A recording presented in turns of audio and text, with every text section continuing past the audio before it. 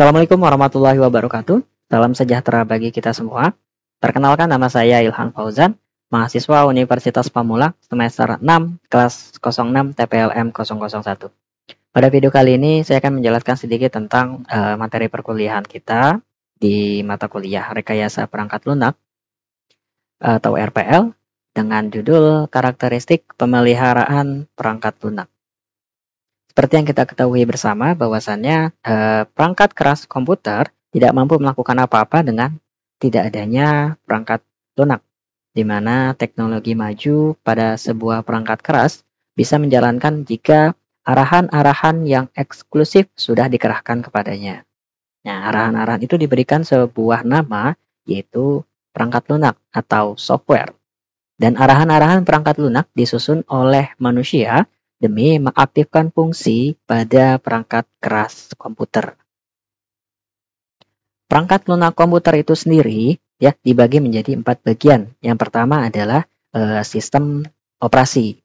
Nah, sistem operasi ini adalah suatu penyambung dimulai dari SIM pengguna komputer sampai kepada perangkat keras komputer, di mana pada umumnya sistem operasi merupakan sebuah perangkat lunak yang ada dalam tingkat pertama yang disimpan di dalam memori komputer ketika komputer dinyalakan. Dan sementara itu, perangkat lunak yang lain digerakkan sesudah sistem operasi beroperasi, ya. Serta sistem operasi akan melaksanakan layanan utama umum demi perangkat lunak itu.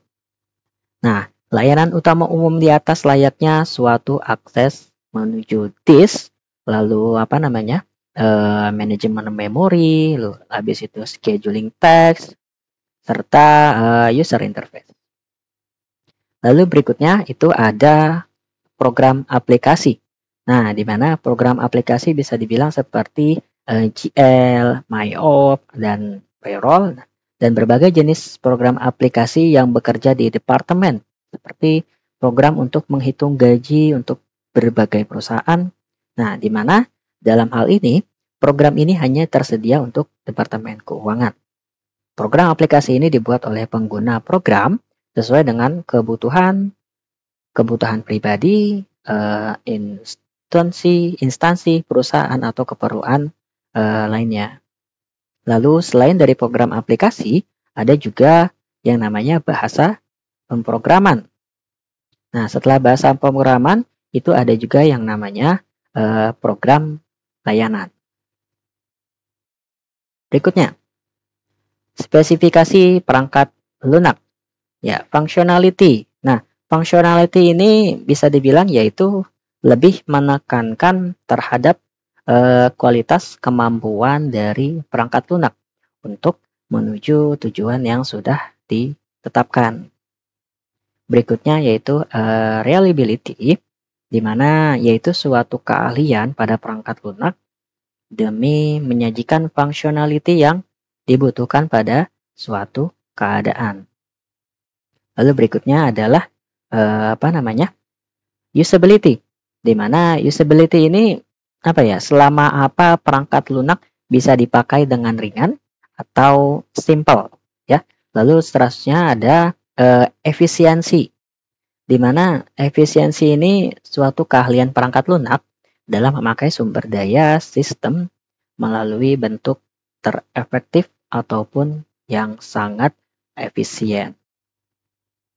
Lalu berikutnya ada maintainability, di mana maintainability ini adalah sebuah keringanan transformasi atau perubahan yang bisa dikerjakan pada sistem perangkat lunak demi memperbesar atau menyebar tugasnya, ya, di mana membenahi kemampuannya serta juga memulihkan dari kerusakan.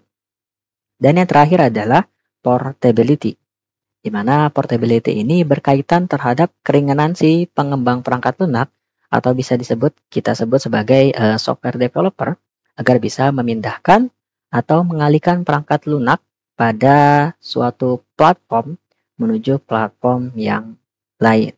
Itu portability. Berikutnya, klasifikasi perangkat lunak. Yang pertama adalah sistem software, di mana sistem software ini adalah kelas perangkat lunak yang mengelola dan mengendalikan operasi internal sistem komputer. Lalu ada real-time software, di mana kelas perangkat lunak ini mengamati, menganalisa, dan mengendalikan kejadian dunia nyata saat terjadi efisiensi.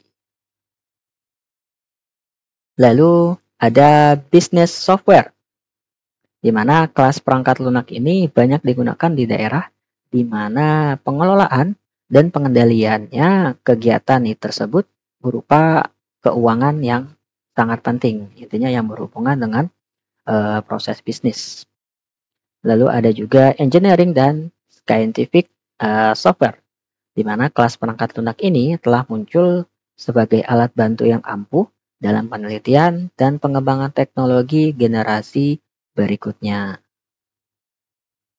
Lalu ada juga AI, Artificial Intelligence Software, di mana kelas perangkat lunak ini digunakan di mana teknik pemecahan masalah bersifat non-algoritmik.